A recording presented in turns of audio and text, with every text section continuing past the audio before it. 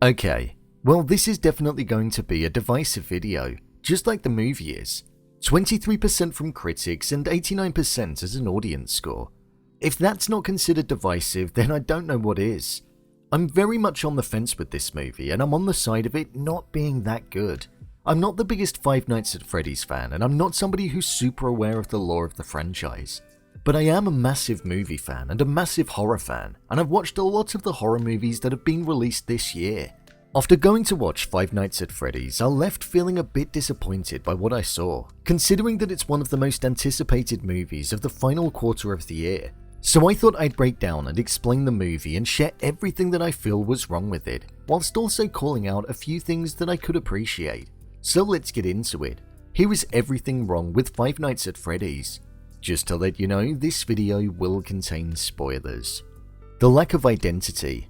One thing that I think hurt this movie was the lack of any form of identity when it came to the genre that it was sitting in. It just felt as though it was riding off of the existing IP and was using that as a way of getting seats in the cinema, rather than focusing on developing a really good story beneath it. This movie was being marketed as a horror movie, and it seemed to have left a lot of the elements of horror at the door when it went into production. That's not to say that it didn't try. It did try to implement jump scares, but it felt like they just fell short every single time that they would occur, and they were extremely predictable. The fact that there were discussions over whether or not the movie should be R-rated or not showed that there was some definite thinking behind the direction that it was going to go in, and the extent of what could be shown when it came to the horror that was being produced. With it not being R-rated, it meant that it couldn't be as bloody or gory as it most likely wanted and needed to be. Let's be real, animatronics that have deceased humans inside of them. It's pretty gruesome, and if we were to have seen it in full force, then it might have added to the frightening nature of it and allowed it to own its own kind of original space in the genre. Instead, we didn't really see how menacing and dangerous they could actually be, other than a quick 5 seconds here and a quick 5 seconds there. So instead, the movie was forced to try and get jump scares into it in order to add to the horror element, and focused on things which were visual, such as the animatronics standing in the background of a shot, or looking up at a camera. Something which just didn't really work when it came to the adding of suspense, tension, or fear. The failure in the creating of a universe that appealed to everyone. So in my previous video, I had a lot of comments that were focused around the fact that because I haven't really played the games, the movie wasn't made for me, and that it was a movie that was only for the fans.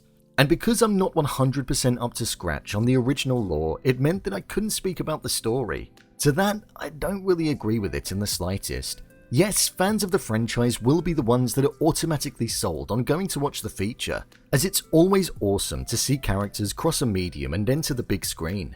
But a movie has to work in its own right to be successful, otherwise the audience of it will never grow, and it will stay at the level that it's at.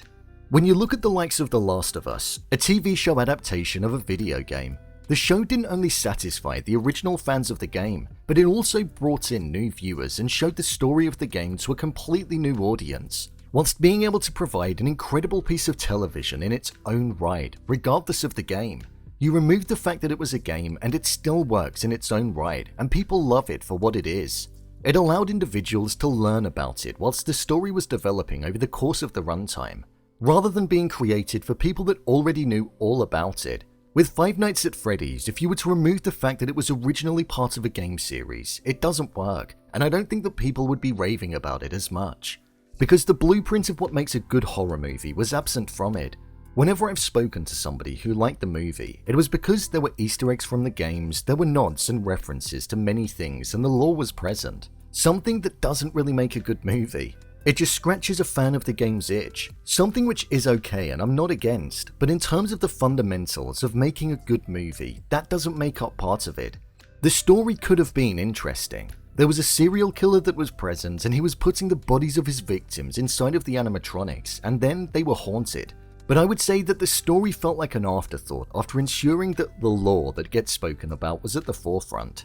If they had have created the movie in a way that didn't only scratch the itch of the game, but also had it work in its own right, which had some kind of alignment to the horror genre, whilst also incorporating a story that was gripping and developed well, then it could have brought in new viewers that appreciated it for what it was, and it could have gone on to create an interesting universe that would have owned a corner of the horror genre. Because there isn't really anything like this, to be honest, when it comes to the concept.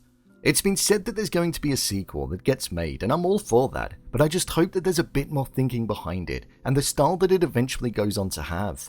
There were some ridiculous plot points.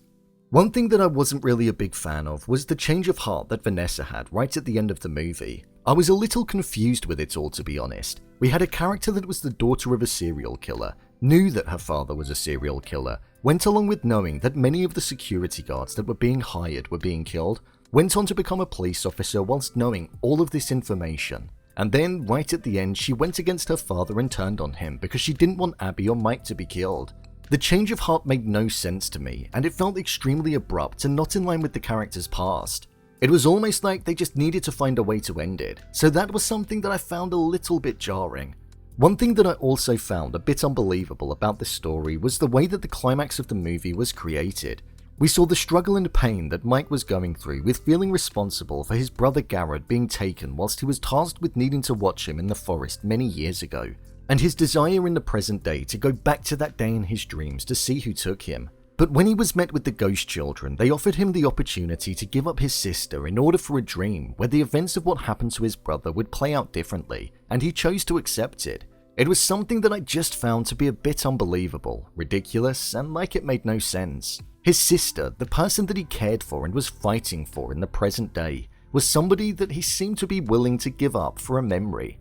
It came out of the blue, and I didn't buy that the character would have done that for one moment, as he cared so deeply for his sister.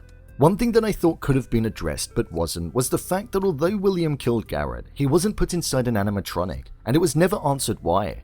We heard that he was definitely killed by him, but we didn't find out why he wasn't given the animatronic treatment. So unless it's going to be mentioned in a sequel, something which I don't think it will be as it seemed to have moved on from that story now, it's a bit of a random arm to not include or be addressed at the end.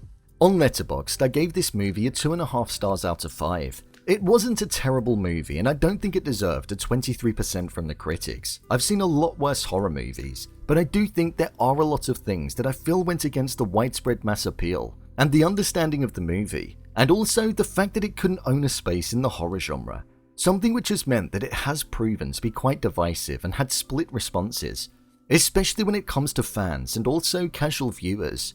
Whilst a movie can be a tribute to something else and be of service to the original fans, it has to be good enough to stand up in its own right as a movie, and have a story at its core that is engaging, develops well, and doesn't feel ridiculous at times. And unfortunately, Five Nights at Freddy's fails to do that. So, there you have it, everything wrong with Five Nights at Freddy's. If you want to see more videos such as endings explained, theories and predictions, and character breakdowns, then click on the I button. Or alternatively, you can head over to my channel where you'll find them all. And finally, if you'd like to see what I rate the latest movies that don't quite make the cut to getting a dedicated video, then head over to my Letterboxd profile. It's where I rate the latest releases in real time. What did you think of this movie? Leave a comment down below, and don't forget to subscribe. I'll see you next time.